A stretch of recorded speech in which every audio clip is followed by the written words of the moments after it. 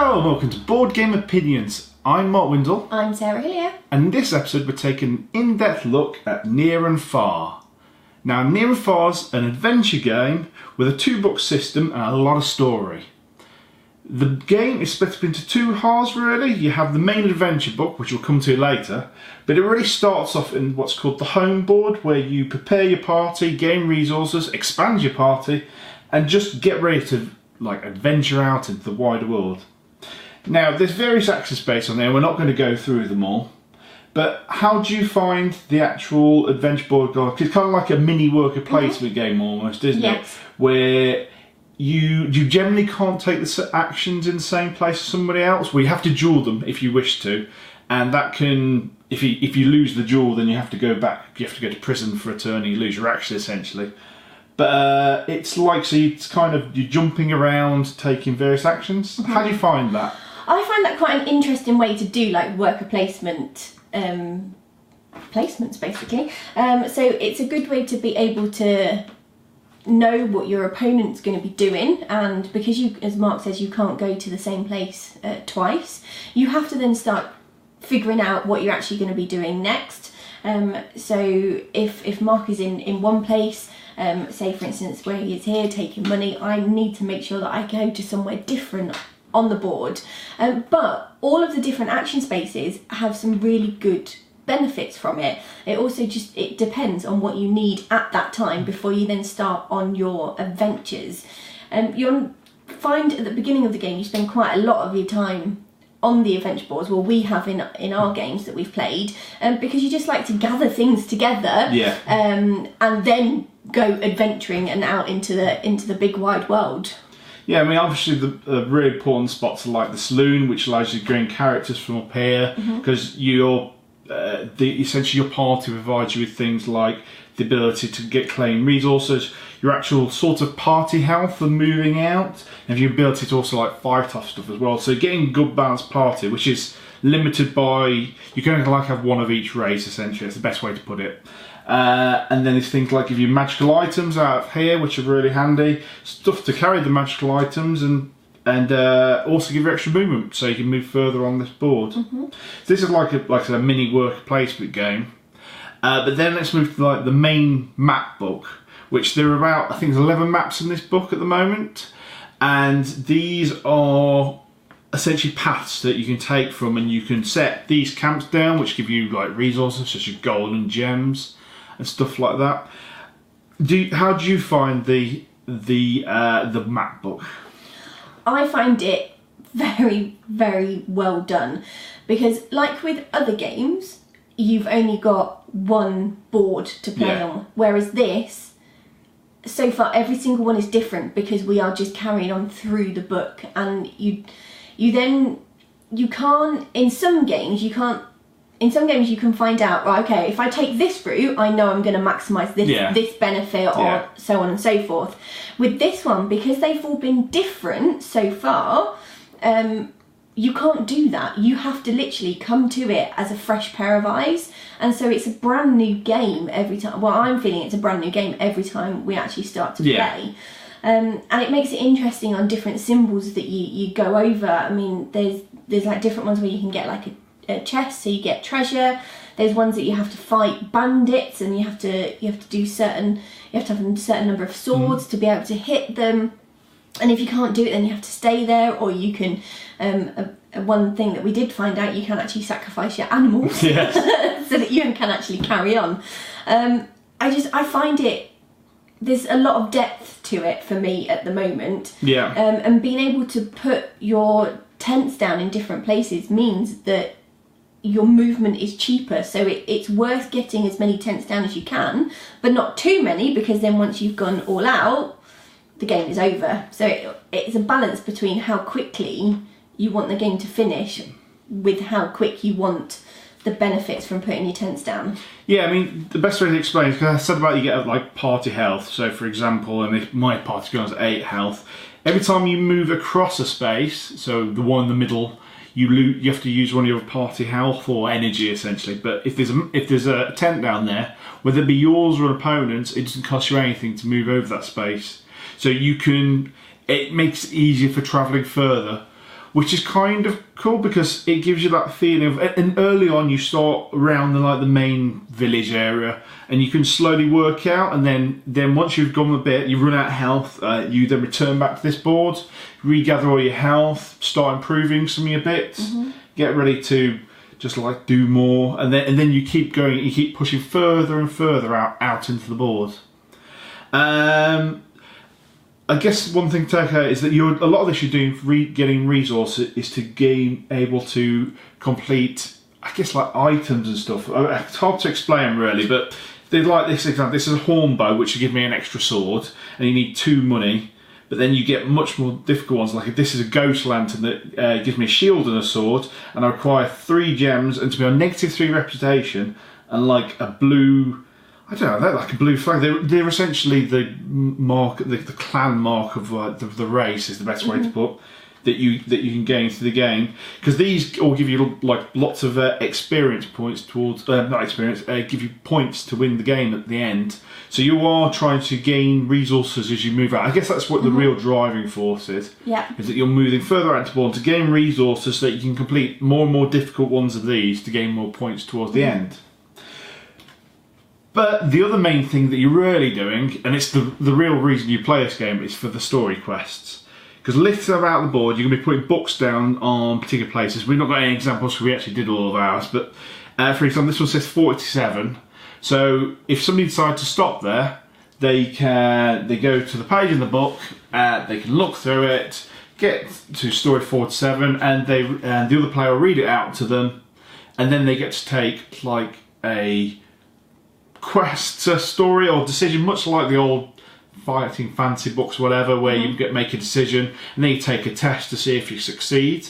And nicely in this one, there's also a resolution bit of text that kind of explains what happened if you succeed. What do you think to the stories, the quality of writing and what they add to the game?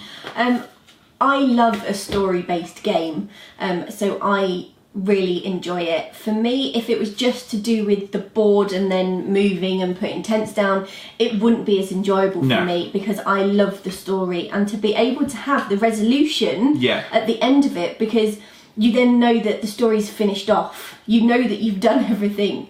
Or there's certain different ones, if you find certain different things when you're doing the campaign mode, you have to write down a letter and a number, and it means that the next time you go to a quest you then have that, so it carries on that story, which gives you a bit more in depth. But that's only if you find certain things and what decisions you've made from that original quest. I can't say enough of how much I love the story with it. It's a very fantastical world. I mean, without giving too much away, we found some rabbits doing a dance and singing a song. Yeah. And like I said, one of your quest lines where you were doing, you kept going through, I think you went through 4 different parts. Yes. So you were missing loads of the stories they would have had normally there by eating there, just by doing one continuous quest, which is really nice. The quality of the writing's excellent. It's fun. It's just nice. The whole way it works is great, and it does offer something different that you wouldn't normally get in an adventure game like this. I think just with the writing as well, it's not written to, I wouldn't say it's written to a high standard, but it's not using a lot of complicated language. So if you want to play this with children, then they could actually be reading out in the book as well, because they'll be able to understand it and be able to pronounce words. I mean, also I think that while the stories are child friendly, they're not childish. No, they're not childish. They keep a fine line between being fun but not silly, which is good, because it means that us 2 adults can play and have as much fun as a child playing with it. Yeah. So, with everything going on, do you feel like you're exploring the world when when you're fighting ever-increasingly difficult bandits and stuff like that, and just moving out? Do you feel you get that exploration feel it's trying to give you? Yes, I do, because obviously when you first start, you just start in one area. On this map, we started here, where you can depict it by the hearts, because that just shows you replenish your party's health, is what Mark was talking about earlier. And then you go off and you adventure through, and the more stuff you get, and then the more of these cards that you complete can make it slightly easier beating different bandits, but they get harder as they go through. So you have to keep gathering resources to keep getting the cards down. So yes, they're points as well, but it helps you do more. And if there wasn't the quests there and the stories with it, I don't think you'd be as inclined to go out and do it, because you could, I mean, your game would be very boring, but you could stay on this board gathering different bits of like food and money and stuff, but and trading and trading it, yeah, but it would be very slow and your game would be very boring. So for me, if it didn't have the quest side of it, you could do that, but the questing makes this for me. Yeah, and I think you could do that. The way that they've sorted the trading bit means that it's not necessarily an efficient trade for other items, it's very slow. Essentially it's a 5 to 1 system, so you can either use trade up to 5 items to gain 1 item, or use 1 item to gain up to 5 others. So it's fine if you've got a big one of the flag symbols, which generally you can only get the flag symbols from the quests or from trading, and you want to trade down to lots of little things like for money, or trade lots of money to get a flag symbol. But for doing like medium things, so like trading money for gems, is completely, you could do it one at a time. So it'd be such a slow process that, and there are points in this game, and there is an overall winner. So at the end of the day, you'll be left behind if your intent is to like try and win on points, and you're kind of missing the point of the game, I guess. So what's your like overall thoughts on the world as a whole? How does it make you feel? Well, I'm always quite excited about playing this at the moment. One, because yes, it is new for us, but also it's a game that really appeals to me, of the building your party up and then going out and exploring, and having the story element to it. And I really like the way that it's not just one single board. It's, you flip over it and there's something different. There's a new map. Yeah, there's something new. And the quests are themed to those maps as well. Absolutely. So you get, like the previous one had lots of mentions of the woods and stuff. I think it was called the Crimson Forest. Yeah. So, and because of like the different quests that you mentioned earlier that I had on because of some decision that I'd already made, I want to go back and play the other ones that were actually on the board, because you only put a certain number of the book tokens down on the number spaces, so you don't actually get to see them all. No. And they're randomised about how you put them down. You just obviously randomise it however you wish to. So I can see there being a lot of replayability in this. So at the moment, this is a game that I want to keep playing. Think about it, I also quite like, you get statuses off these, which are these are essentially things that you can pick up during a quest, because you've done something that like sometimes rewards or quests or whatever, and you also get particular statuses that may appear later. So I think you had one where you learn to tune, and it's something and that you could then use in a later quest because it had that keyword. So it does tie in quite well. Yes. Any thoughts on the general component quality? I like the component quality. I find that the cardboard is nice and thick. Yeah. And you don't feel like you're going to be breaking it. I love these metal coins, but I think with that's the Kickstarter part. So I mean, they are such a good quality. I can't obviously comment on what the coins would be in the normal one. But like the wooden tents are great. Instead of them just being standard triangles, they've actually got a little cutout for, the entrance. It looks like a tent. It's details, and I know some people don't like the artwork of this, but I do. I quite like the sort of like Oriental-ish artwork, and it just ticks my boxes. Yeah. And it's even like when you've got your tents actually on your board, it matches up with your symbols. Yeah. And it feels like it's really nice to me, and like you've got like your actual gems and things. I like the components. Do you have any particular negatives with regards to the game? The only thing that I would say is, to start off with, it can be quite expensive buying different people from the saloon, because you start with 3 money, And it depends on what comes out to start off with. If you are a little bit unlucky and things come out that are more expensive, like I've got one here that's a 6 value, you have to like a little bit of like chain doing like things of getting just money to gain one character. Just to get one character. I mean, yes, you do start with either a dog or a cat, for the dog side, which does give you a bit of health to start off with, but you just need that little bit more. I find that I need a little bit more to start. Yeah, because I guess the initial thing is always you're trying to get a decent character, and it's always a race to get the best characters off that board, because that's what you need most of all, really, to start getting into the world. Yeah. So it can be a little bit. The start's always fairly similar. I guess the interactiveness is a little low. There is the dueling, which is important, and not just to actual. I really need that spot, so I'm going to enjoy to get it. But it also lets you adjust your influence, your reputation. Sorry, so you can go up and down, because sometimes you do need to be negative reputation, and while you can pay for it one of the places, it can let you do that. Yeah, other than that. I mean, I've got a huge number of negatives. I guess the main thing I would say is, if it didn't have the storybook and was just this board and this, it would be an alright game. Yeah. It's how should I put it? They're alright games and they're alright. Nothing special. You've seen many and many of them. So it's not a great worker placement game up here. It's how it ties it all together along with the stories that make it different, interesting.